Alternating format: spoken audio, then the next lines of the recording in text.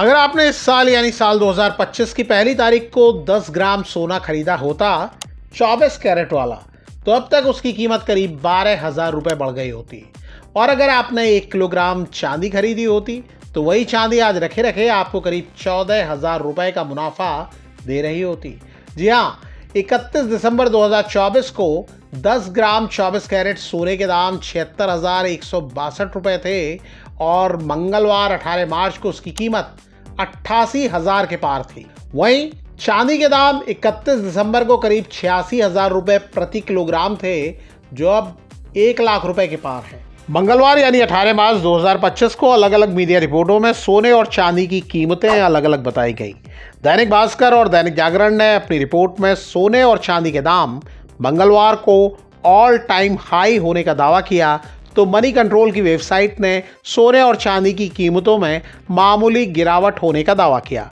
दैनिक भास्कर ने India Boolean and jewellers association यानी IBJ के हवाले से बताया कि मंगलवार को 10 ग्राम 24 कैरेट सोने का दाम 253 रुपए बढ़कर 88,354 रुपए हो गया। वहीं चांदी 633 रुपए महंगी होकर 1,04,00,000 रुपए प्रति किलोग्राम पर पहुंच गई। दैनिक जागरण अखबार ने भी अपनी रिपोर्ट में दावा किया कि 18 मार्च 2025 को सोने के दाम में 380 रुपए की बढ़त दर्ज की गई है।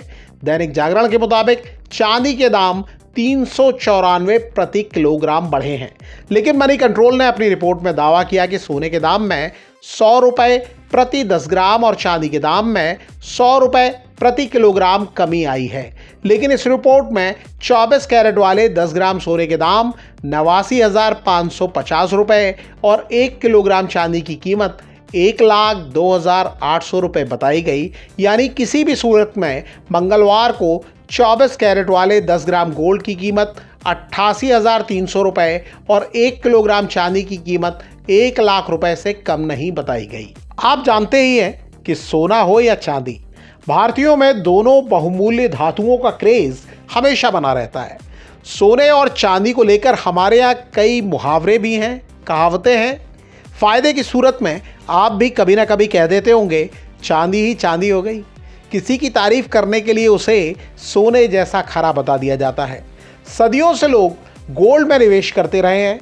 कई बार तो पुरुषों से बढ़कर महिलाएं मुश्किल वक्त के लिए सोने और चांदी को संभाल कर रखती हैं। रामायण की कथा भी बताती है कि सीता जी ने जब सोने का मृग देखा तो भगवान राम से उसे लाने को कहा। ये उस महान कथा का एक टर्निंग पॉइंट था। कथा के अनुसार रावण के कहने पर मायावी मारीच स्वर्ण मृग बनकर आया था, लेकिन इससे जानकारी होती है कि रामायण काल में भी सोने की महत्ता रही होगी। मीडिया रिपोर्टों में एक्सपर्ट्स के हवाले से ये भी बताया जा रहा है कि सोने और चांदी के दाम आखिर क्यों बढ़ रहे हैं। एक्सपर्ट दावा करते हैं कि करीब 3 साल पहले जब से रूस और यूक्रेन के बीच युद्ध शुरू हुआ है, तब से दुनिया भर में अनिश्चितता की स्थिति बनी हुई है। डोनाल्ड ट्रंप के दोबारा अमेरिका का राष्ट्रपति बनने के बाद से स्थिति और डवाडोल हुई है। इसकी वजह है ट्रंप की टैरिफ नीति। नेटवर्क 18 की वेबसाइट ने अपनी रिपोर्ट में दावा किया है कि आने वाले दिनों में अर्थव्यवस्था में मंदी आ सकती है। रिपोर्ट में दावा किया गया है कि अमेरिकी राष्ट्रपति ट्रंप ने इस बात को नकारा नहीं है कि उनकी टैरिफ नीतियों के चलते अमेरिका मंदी में जा सकता है। रिपोर्टों के मुताबिक मंदी के दौरान आर्थिक विकास धीमा हो जाता है और लोगों की आमदनी प्रभावित होती है। रिपोर्ट के मुताबिक मंदी का असर कई क्षेत्रों पर पड़ता है। मुद्राओं, शेयर बाजारों, रियल एस्टेट और संपत्तियों की कीमत में गिरावट आती है। रिपोर्ट के मुताबिक ऐसे दौर में सोने की कीमत स्वाभाविक तौर पर बढ़ती है। दैनिक भास्कर ने केडिया एडवाइजरी के डायरेक्टर अजय केडिया के हवाले से दावा किया है कि इस साल यानी 2025 में सोने के दाम 92,000 रुपये तक जा सकते हैं। अगर आप सोना खरीदने के बारे में सोच रहे हैं तो कई मीडिया रिपोर्ट्स में इसे लेकर सलाह दी गई है। ABP न्यूज़ ने अपनी रिपोर्ट में बताया है कि सोने को सुरक्षित निवेश माना जाता है।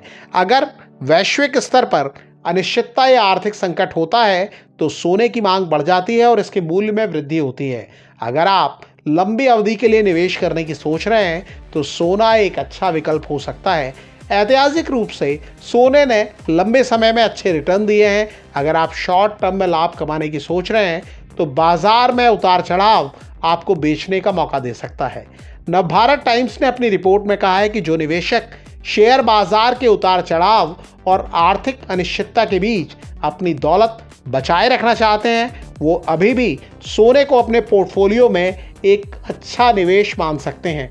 इसके अलावा कुछ व्यापारी हालिया उछाल को अल्पकालिक लाभ प्राप्त करने के अवसर के रूप में देख सकते हैं।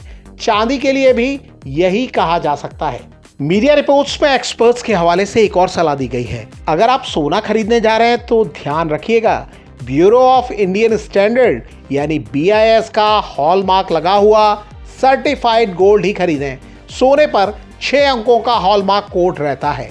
शुद्ध चांदी बहुत नरम होती है, इसलिए मजबूती देने के लिए आमतौर पर इसमें तांबा, जस्ता या निकल मिलाया जाता है।